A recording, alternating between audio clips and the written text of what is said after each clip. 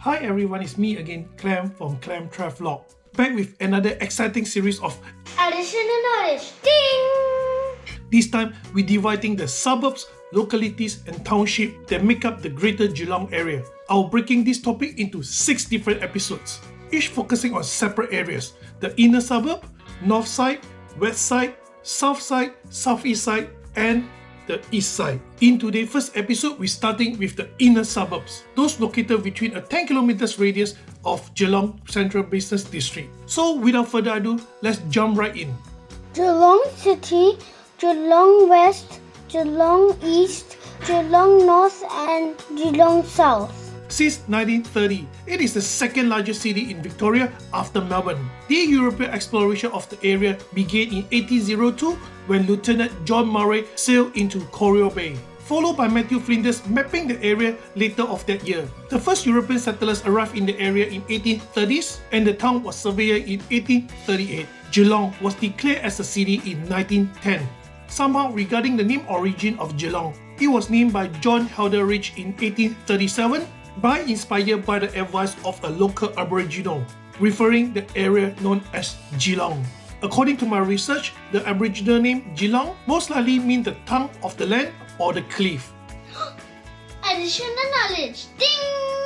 There is a theory suggesting the name of Geelong and Corio Bay was mystically applied over time. According to this theory, the name Geelong was originally used to describe the land near today Corio Bay. Meanwhile, Corio is believed to be originate from the Aboriginal word Corayo, which actually referred to the land surrounding today Geelong. Bell Park. As one of the suburbs in the inner suburb of Geelong area, the area was first settled in 1850s, and the area development grew significantly in the 1950s. The suburb name is named after the Bell Park homestead, which was established by an early settlers, John Bell, in the 1880s. Drumcondra. As the smallest suburb in Geelong, it is named after Drumcondra in Dublin of Ireland. Additional knowledge. One of the earliest buildings in the area, Victoria Heritage listed Lunan House, which was built in 1849, still standing in the area. It was built by Charles Lang, an architect and surveyor at the time, designed this spacious 2-story colonial Georgian-style residence with Baraboo sandstone. The mansion was built for James Strong, a pioneer broker in 1849, known as one of the Geelong first settler and most distinguished citizen, being member of Victorian First Legislative Council in 1851 and prominent in public issue until his death in 1875. The house was named Milmoron near Moros of Scotland, which was the birthplace of James Swan. Hallam Heights.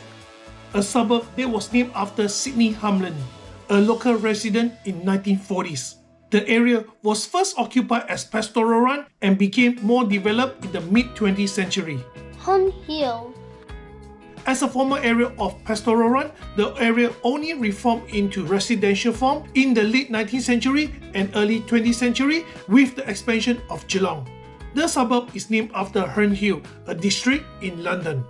Manifold Heights. A suburb located in between Herne Hill and Geelong West. It was first settled as early as 1920s. The suburb is named after Manifold Vineyard, which was located immediately east of Geelong West Cemetery in Herne Hill. The vineyard was established by pioneer of the area, John and Peter Manifold. Newcomb. Newcomb, another suburb in inner suburbs, was originally known as West Moolap. The name was changed into Newcomb in 1956 upon the request of West Moolap Progress Association. They named Newcomb after Caroline Newcomb, an important early figure in the colonial history of Victoria. As a pioneer pastoralist, teacher and philanthropy, known for a significant contribution for the development of Geelong region.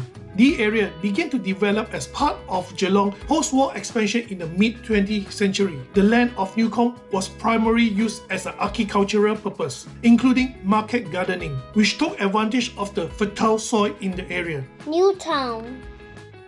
As one of the oldest suburbs in Geelong, it has a rich history tied with the development of Geelong region and Victoria as a whole. The area was first settled by European settlers in 1830s and by mid-19th century, Newtown has become a desirable residential area for wealthy settlers and business people due to its elevated position and view of Barwon River and Geelong City. The suburb name Newtown is believed to have been adopted to reflect its position as a new town west of original Geelong settlement. Additional knowledge! Ding! John Campbell Ross, a notable figure of the area. He was a super centenarian and veteran of World Wars. Born in Newtown in 1899, he was the second oldest living person in Australian history. He served as a wireless operator in Australian Imperial Force in the First World War and served in the Second World War as a corporal with the 20th Battalion of the Volunteer Defence Corps. In 1998, he had been awarded the 80th Anniversary Armistice Medal to mark the end of the First World War. He had also been awarded the Centenary Medal for doing his share to Australian society in the 100 years since Federation. Following the death of 112 years old Emily Beatrice Riley in 2009, John Ross was verified as the oldest living person in Australia. For his 110th birthday, he received a commemorative letter from then Prime Minister Kelvin Rudd. However, John Campbell Ross passed away in Bendigo on the 3rd of June 2009 at the age of 110 years and 84 days. Norlane.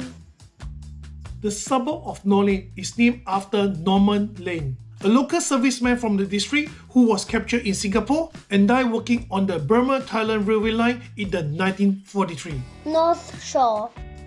As an industrial and residential suburb adjoining Coral Bay, the area was subdivided in 1892. It was first known as a small holiday resort until 1899, and then industrialization in the North Shore area commenced. The suburb name North Shore simply originated from its location along the northern shore of Coral Bay, as well as the north side of the central location of Geelong. Rippleside. Another suburb overlooks Coral Bay next to Drumcondra and sharing the similar timeline history with Drumcondra. The name is believed have been derived from its natural characteristic of the area, specifically its proximity to the water. The term Rippleside suggests the idea of the gentle ripples in the water, possibly referencing the calm surface of Coral Bay or nearby inlet. Thomson. Another small residential suburb at the south side of the central location of Geelong. The area around Thomson was initially surveyed in 1830s after European settlers began to establish themselves in the Geelong region. The suburb name Thomson is named after the early settlers and the first mayor of Geelong, Dr. Alexander Thomson. Whittington. A suburb named in 1920s in honor of early landowner James Whittington. The area of today Whittington was considered originally part of the area of Breakwater, currently a suburb located immediate southwest of Whittington. The area was first used for crops, livestock, and other rural activities, and soon became part of the expansion of the town of Geelong. Alright, that wraps up this episode of Additional Knowledge on the inner suburb of the Greater Geelong Area. I hope you enjoy learning a bit of history and gaining some insights into these fascinating suburbs. In the next episode of Additional Knowledge, we shift our focus to the north side of Geelong. Stay tuned for more interesting facts and story. Thank you for watching, and I will see you on my next episode. Goodbye. Away! So fast finished already! Thank you for watching. Don't forget to subscribe to the channel and click the like and share. Leave a comment if you have any feedback for us. I see you next time.